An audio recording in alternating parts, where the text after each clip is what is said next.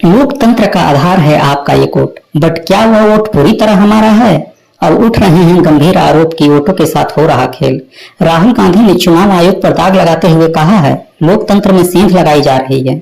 क्या ये आरोप सच है? क्या इस लड़ाई में शामिल है चुनाव की आत्मा? आज की इस रिपोर्ट में जाएंगे असल घटनाक्रम की तह तक।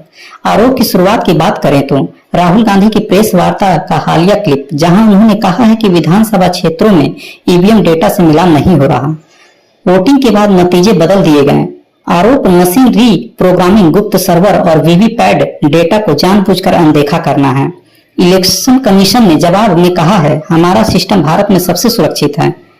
ईवीएम इंटरनेट से जुड़ा नहीं है, इसलिए हैकिंग संभव नहीं है।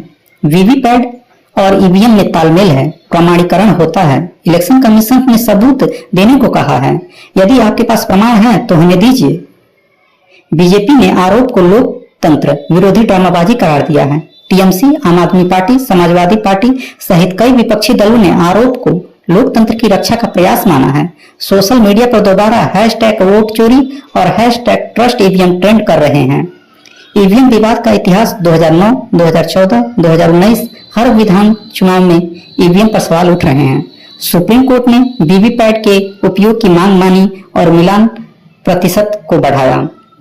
ताजा अपडेट की बात करें तो एक प्रमुख राज्य निर्वाचन अधिकारी ने अपने पैनल से कहा, हमने राहुल जी द्वारा दिए गए 2 निर्वाचन क्षेत्रों में डेटा का मिलान किया है। वीवीपैट और ईवीएम में 0.3% का अंतर पाया गया है। आयोग ने कहा कि यह मामूली तकनीकी अंतर मानवीय त्रुटि या टाइमिंग डिले हो सकता है और जांच जारी है। विपक्षी दलों का दावा है यह एविडेंसिया है। उधर इलेक्शन कमीशन कह रहा है कि जांच निष्पक्ष होगी और कोई राजनीतिक पक्षपात नहीं होगा। ईवीएम कंपोनेंट की बात करें तो wallet unit, control unit, VVPAT EVM autonomous है, इंटरनेट से कनेक्ट नहीं है, बैटरी से वर्क करता है।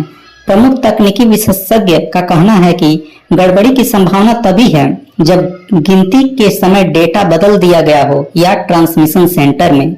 राहुल गांधी ने ऐलान किया है कि वह पूरे मामले को सुप्रीम कोर्ट में ले जाएंगे, शपथ पत्र, डेटा और सीसीटीवी फुटेज की मांग करेंगे।